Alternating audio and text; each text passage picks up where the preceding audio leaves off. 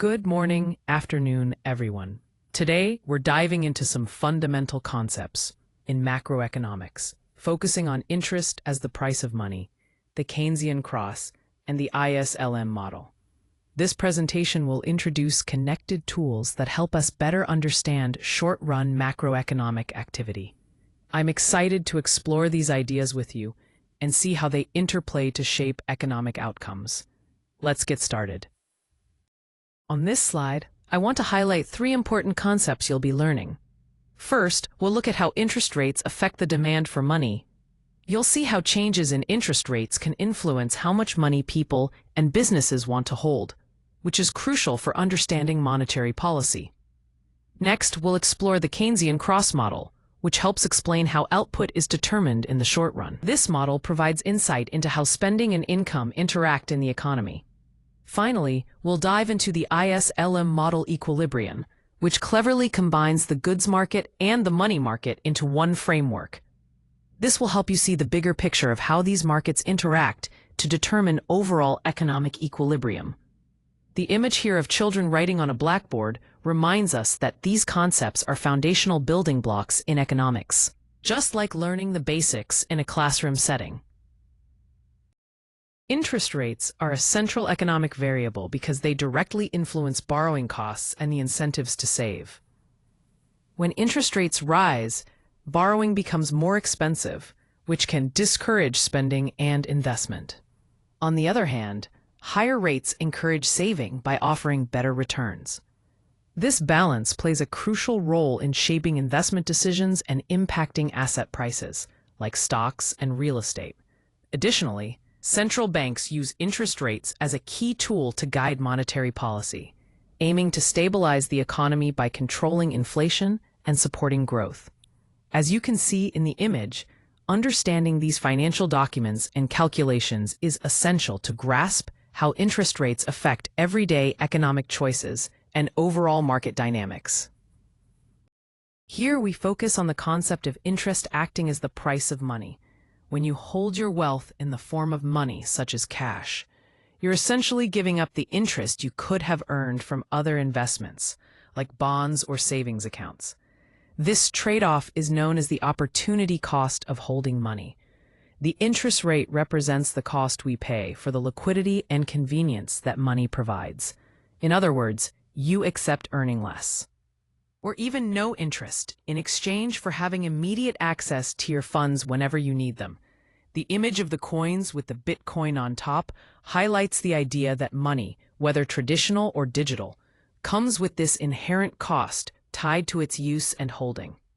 Here we have a clear comparison between nominal and real interest rates. The nominal interest rate is the rate you typically see quoted in the market. It doesn't account for inflation. It's the straightforward stated percentage, often referred to simply as I. On the other hand, the real interest rate adjusts for inflation, giving a more accurate picture of the true cost or return of borrowing or investing. We can approximate it by subtracting the expected inflation rate from the nominal rate, expressed as R is roughly equal to I minus expected inflation. Understanding this distinction is crucial, because it helps us evaluate the real value of money over time, rather than just the face value of interest rates. Here we see the three main motives that determine the demand for money. First, the transaction motive. This is the money people hold for their everyday purchases and expenses.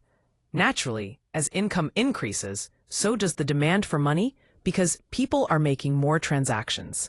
Next is the precautionary motive. Here, money is held as a safety net to cover unexpected needs or emergencies. The demand for this type of money is influenced by how uncertain or risky people perceive their situations to be. Finally, we have the speculative motive. Money is held to take advantage of future investment opportunities. The demand for money in this case depends on the interest rate. When interest rates are higher, people tend to hold less money since the opportunity cost of not investing it is greater. Together, these motives explain why people hold money and what factors influence the overall demand for it. Here, we're looking at how both income levels and interest rates influence money demand. On the horizontal axis, we have income increasing from left to right, as well as various interest rate levels. The vertical axis shows the money demand. Notice the upward sloping line for money demand versus income. As income rises, people tend to hold more money. Conversely, the line representing money demand against interest rates slopes downward, indicating that higher interest rates discourage holding money, likely because alternative investments become more attractive. This chart clearly illustrates the dual role income and interest rates play in shaping how much money individuals and businesses choose to hold. Here, we're focusing on how the central bank influences short-term interest rates. The primary tools at its disposal include policy rates, open market operations, and managing bank reserves. By adjusting these, the central bank controls the amount of liquidity available in the banking system. This, in turn, affects borrowing costs, guiding economic activity to align with broader monetary policy goals. The image of the Swiss National Bank building reminds us that these mechanisms are implemented by national institutions with a vital role in maintaining economic stability. Here, we're focusing on how interest rates directly influence spending decisions, especially in areas like investment in plants, equipment, and housing. When interest rates are low, borrowing costs decrease, which encourages businesses and individuals to invest more in these areas. This increased spending can stimulate economic growth. On the other hand, when interest rates rise, borrowing becomes more expensive. As a result, spending that depends on financing tends to slow down because businesses and consumers are less inclined to take on new debt. You can see this clearly in industries like construction, which is evident in the image, where investment decisions are very sensitive to changes in interest rates. Overall, understanding this relationship helps explain why central banks use interest rates as a tool to influence economic activity. Here we see the Keynesian cross model depicted as a line graph. On the horizontal axis, we have national income or output, which measures the total production in the economy.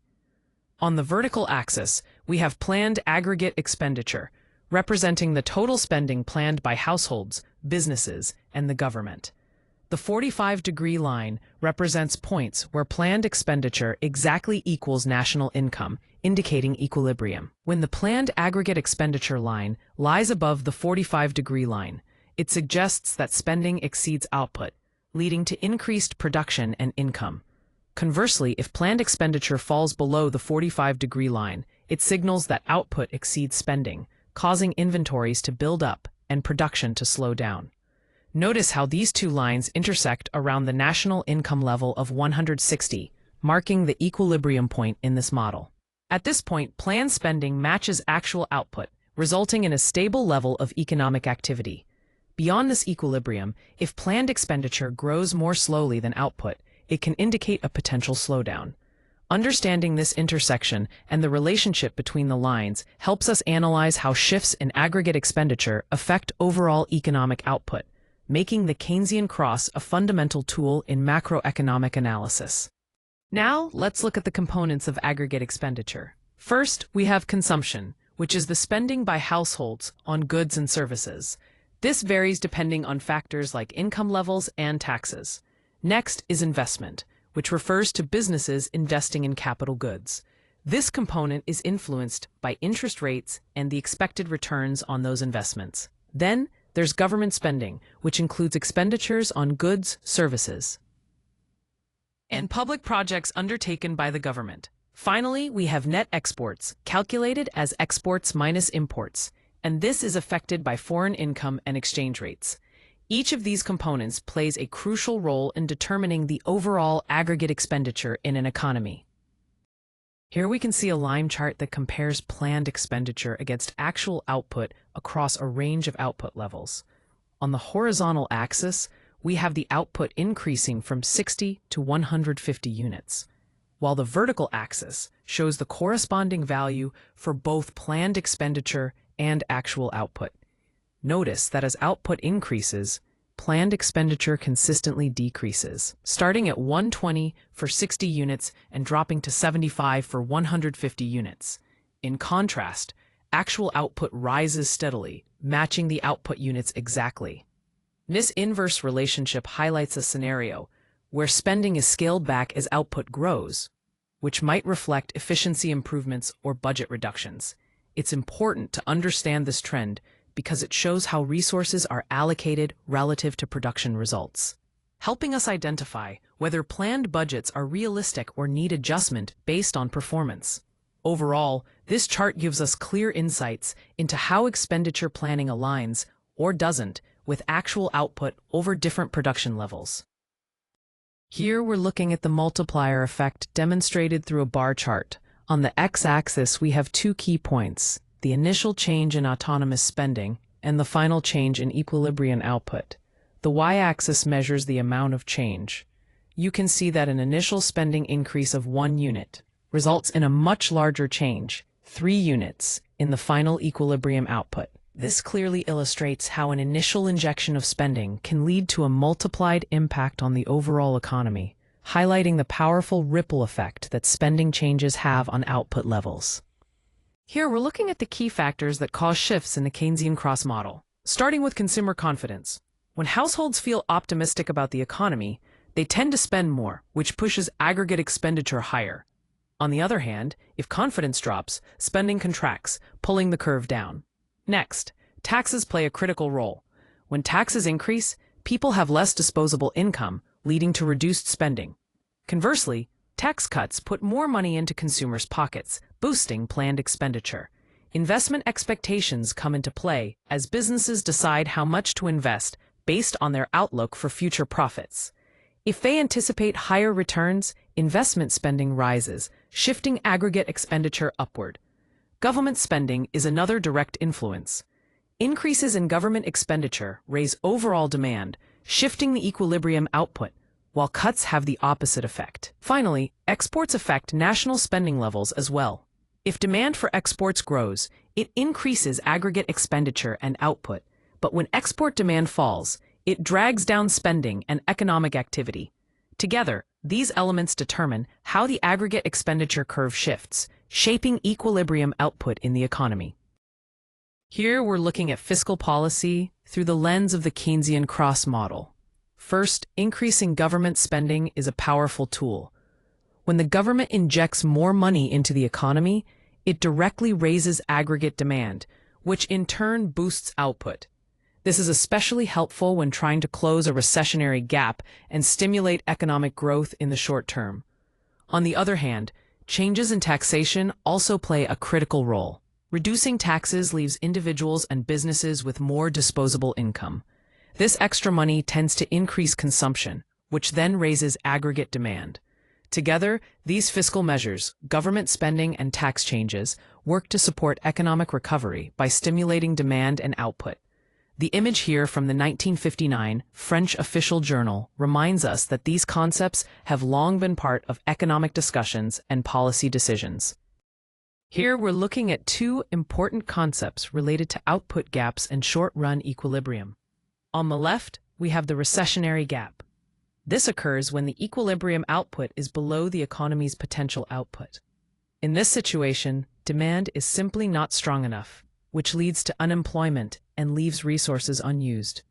Because of this slack, there's downward pressure on prices. On the right, we see the inflationary gap. Here, equilibrium output actually exceeds potential output. This high demand pushes resources to their limits, creating bottlenecks and putting upward pressure on prices, which can lead to inflation. Understanding these two gaps helps us recognize whether an economy is struggling with slack or overheating, and guides appropriate policy responses. Here on the left, we have two main points about the Keynesian cross, starting with its strengths. Firstly, it's particularly effective for analyzing short-run demand and getting a clear picture of aggregate output. It helps us understand the connection between planned expenditure and the actual output in the economy, which is crucial for short-term economic insights. On the other hand, there are some limits to this model. It doesn't fully account for the roles played by interest rates and price changes, which are important factors in real-world economics. Additionally, it tends to overlook the complexities found in financial markets and the longer-term dynamics that influence the economy. To the right, the image of a hand highlighting text emphasizes the importance of paying close attention to these nuanced aspects when studying economic models like the Keynesian cross. This layout makes it easy to compare both the strengths and limitations side by side. Here we see the IS curve, which illustrates the inverse relationship between interest rates and equilibrium income in the goods market. As equilibrium income, or output, increases along the horizontal axis, the interest rate on the vertical axis decreases. This negative slope reflects how higher income levels typically lead to greater demand for goods and services, prompting adjustments in interest rates to maintain market balance. Specifically, when interest rates are high, investment tends to be lower, resulting in lower equilibrium income. Conversely, when interest rates drop, investment increases, pushing income higher. This curve is fundamental for understanding how changes in interest rates influence overall economic output through the goods market. Here we're looking at how investment demand is influenced by interest rates. As interest rates go up, businesses typically reduce their investment spending. This happens because borrowing becomes more expensive, making firms more cautious about taking on new projects.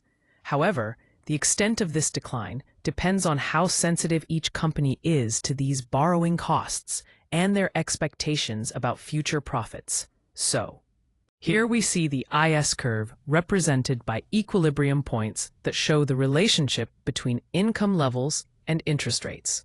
As income increases along the horizontal axis, the interest rate on the vertical axis decreases. This inverse relationship highlights how higher income levels tend to correspond with lower interest rates at equilibrium in the goods market. Each point on the line represents a combination of income and interest rate where the goods market is balanced, meaning investment equals saving. This visualization helps us understand how changes in income affect the interest rates needed to maintain equilibrium, which is fundamental for analyzing fiscal policy and its impact on the economy. Here, we're looking at the main factors that can shift the IS curve. First, changes in government spending have a direct impact on aggregate demand. When government expenditure rises or falls, the IS curve shifts accordingly. Next, taxation levels play a significant role. When taxes vary, disposable income changes, which in turn influences consumption and moves the curve. Consumer confidence is also important. If consumers feel more optimistic, they're likely to spend more, causing the IS curve to shift. Wealth changes matter as well. When household wealth increases or decreases, consumption patterns adjust, and this affects the curve's position. Expectations about the future economic outlook shape spending and investment decisions, leading to shifts in the IS curve. Finally, autonomous investment, which involves fluctuations in independent investment activity, directly alters aggregate demand and moves the curve. These 6 factors combined help us understand the dynamic nature of the IS curve and its sensitivity to economic changes. Here we have the definition of the LM curve, which is a crucial concept in understanding the money market. The LM curve shows all the combinations of income levels and interest rates where the money market is in equilibrium. Essentially, it balances money demand and money supply, taking into account the central bank's policy stance. This helps us see how changes in income or interest rates affect the overall equilibrium in the money market. The image of stacked gold and silver coins symbolizes the relationship between financial assets and liquidity, reinforcing the idea of monetary equilibrium we're discussing. Here we see how liquidity preference or money demand varies with changes in income and interest rates. Notice the first line illustrating money demand as income rises. As income increases from 10 to 70, the quantity of money demanded also rises steadily. This shows that people tend to hold more money when they have higher incomes. On the other hand, the second line demonstrates money demand in relation to interest rate levels. As interest rates increase from 10 to 70, the quantity of money demanded decreases. This inverse relationship highlights that higher interest rates encourage people to hold less money, likely because they prefer to invest or save rather than keep cash on hand. Together, these lines capture the essential trade-off in liquidity preference theory. Money demand goes up with income, but down with interest rates. Understanding this helps explain how changes in the economy influence how much money people want to keep readily available. Here we have the LM curve, which shows the relationship between income and the interest rate at equilibrium. As income increases along the horizontal axis, the interest rate on the vertical axis also rises. This upward sloping line reflects how higher income levels lead to greater demand for money, which in turn pushes up interest rates to maintain equilibrium in the money market. Each point on this curve represents a balance where money supply equals money demand, making it a critical concept for understanding monetary policy and financial markets. Essentially, this curve helps us see how changes in income affect interest rates in the economy. Here, we're looking at the key factors that cause the LM curve to shift. First, changes in the money supply directly impact liquidity. When the money supply increases or decreases, it shifts the LM curve accordingly because it changes how much money is available in the economy. Next, reserve conditions play a significant role. If banking reserve requirements change, it affects the amount of money actually circulating, which also shifts the LM curve. Then, we have financial innovation. Technological advances and the introduction of new financial products can alter money demand, resulting in shifts in the LM curve. Finally, the general price level matters as well. When prices rise or fall, it affects real money balances, pushing the LM curve to shift. Altogether, these elements help us understand the dynamics behind movements in the LM curve. Here we have a comparison between the IS curve and the LM curve, which together help us understand the overall equilibrium in the economy. On the left, the IS curve represents the goods market. It shows the combinations of interest rates and output where investment equals saving. Essentially, it identifies where the goods market is in balance, taking into account how income levels and interest rates affect spending and saving behavior.